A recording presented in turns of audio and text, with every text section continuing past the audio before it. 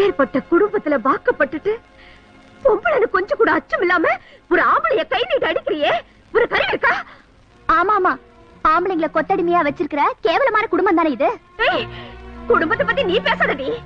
முதல்ல நீ ஒரு குடும்ப பொண்ணு மாதிரி நடந்துக்கோ, அப்பதான் குடும்பத்தை பத்தி தெரியும். நீங்க யார் எனக்கு அட்வைஸ் பண்றதுக்கு? நீங்க என்ன என் மாமியாரா?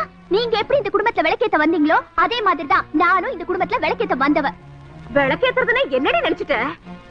எண்ணெய ஊத்தி திரிய போட்டு தீய வச்சுட்டா அது விளக்கேத்துறதுக்கு அர்த்தம் இல்லடி. நாம வாக்கப்பட்டு வந்த குடும்பத்தோட மரியாதையும் பாரம்பரியத்தோட விளக்கத்தையும் ஏத்து நடக்கிறவதாண்டி விளக்கத்த வந்தவ. உதாரணம் ரொம்ப நல்லாதான் இருக்கு. ஆனா நாங்களும் 4 எழுத்து படிச்சவங்க தான், நாகரிகம் தெரிஞ்சவங்க தான். நிறுத்தடி. நாகரிகம்னா என்னன்னு நினைச்சிட்ட? தொப்புள் தெரியற மாதிரி சேலை கட்டுறதும் தொட தெரியற மாதிரி துணி போடுறதும் தான் நாகரிகம் நினைச்சிட்டியா? பழச கட்டினாலும் பாக்குறவங்க கையெடுத்து கும்பிடணும்டி. நான் கோடீஸ்வரியா வந்தவர், நீங்க கோடி துணி கட்டினவங்க அப்படித்தான் பேசுவீங்க. எத்தனை கோடி பணம் இருந்தாலும் கடைசியில கட்டையில போறப்போ கூட வர்றது இந்த கோடி துணி தாண்டி. பாதம் பார்த்து நடந்த பொண்ணுங்க தான் பாதம் மாறாம போயிருக்காங்க. ஆனா உன்ன மாதிரி வாரம் பார்த்து நடந்தவங்க எல்லாம் வழி தெரியாம போயிருக்காங்க. அத முதல்ல புரிஞ்சுக்கோ. இத பாருங்க, நீங்க வேணா தலை குனிஞ்சு நடக்கலாம், ஆனா நான் தலை குனிஞ்சு நடக்கணுங்கிற அவசியம் இல்ல. ஏன் எங்க பரம்பரைக்கு அந்த அவசியம் வந்தது இல்ல. ஆணும் பெண்ணும் சரிசமம்ங்கிறது எங்களை மாதிரி படிச்சவங்களுக்கு தான் தெரியும்.